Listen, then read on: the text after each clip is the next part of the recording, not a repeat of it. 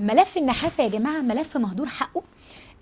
هقول لكم في الفيديو ده 3-4 رسائل هامة جدا، ولكن التفاصيل الكبيرة هتتبعت لكم في الملف للي يحب يعلق بأي كلمة يوصله الملف زي ما انتم متعودين. ودي هتكون آخر يعني حلقة في السلسلة بتاعت الملف دي، وهناخد شوية منه أجازة ونرجع تاني نتكلم مع بعض، يبقى المعلومة كلها في الفيديو. بس في ناس طلبت مني ده عشان تحتفظ بالحاجات. ايه اهم رسائل؟ اول حاجة انه لازم نستبعد انه يكون في مشكلة نفسية او مرضية. يعني النحافة تبان انها مشكلة سهلة، بس على فكرة زيادة الوزن الانسان نحيف معامل كتلته اقل من 18 ونص، من الصعب من مكان زي خسارة الوزن الانسان عنده سمنة. الموضوع مش سهل خالص وله تبعاته، ولكن مهم قوي قبل ما تشتغل كأم مع بنتك او كطبيب مع الحالة بتاعتك تستبعد الاسباب العضوية، لان ساعات كتير بتكون هي دي الستارة اللي وراها مشاكل سوء امتصاص ومشاكل كبيرة في الجهاز الهضمي، او مشاكل نفسية زي الانوركسيا نيرفوزا او فقدان الشهية العصبي اللي اصبح منتشر جامد جدا. في خضم تاني رسالة، في خضم رحلة المعاناة اللي هي مش قليلة ابدا اللي بتعنيها مريضة النحافة تحديدا، والاسوأ لو يكون راجل، لانه المجتمع ما بيتقبلش ده ابدا وبيهريه رسائل سلبية ممكن يعملوا حاجات مؤذية.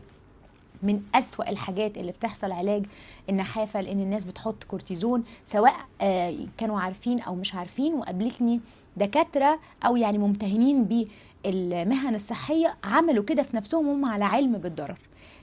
تالت حاجة مهمة جدا يا جماعة، الحرق ده محكوم بجينات، وزي ما أخيرا اعترف العلم بالسلو بيرن كالناس اللي حرقها ضعيف كواحد من أسباب السمنة، اللي كنا زمان بنتهمهم ونقول لهم لا انتوا أكيد بتاكلوا من ورانا، لا مش عارف ايه. زي ما فهمنا الناس دي، أرجوكوا قدروا الناس اللي جينيتيكالي حرقها عالي وفعلا بتاكل وما بيبانش عليها. ليه؟ لأنه الناس دي محتاجة منك كأخصائي تغذية ذكاء رهيب علشان تزودهم بطريقة آمنة. الناس دي لما بيتخانوا بالطريقة الغلط بتاعت انه اشرب مياه غازية، خد مش عارف بيتزا شيبسي مش عارف ايه، بشوف الأنظمة دي وبتجنن.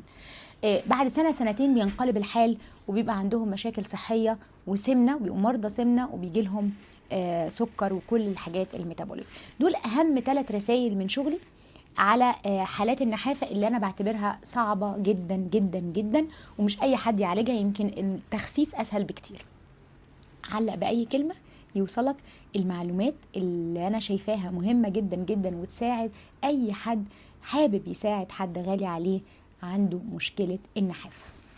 ويعطيكم العافية.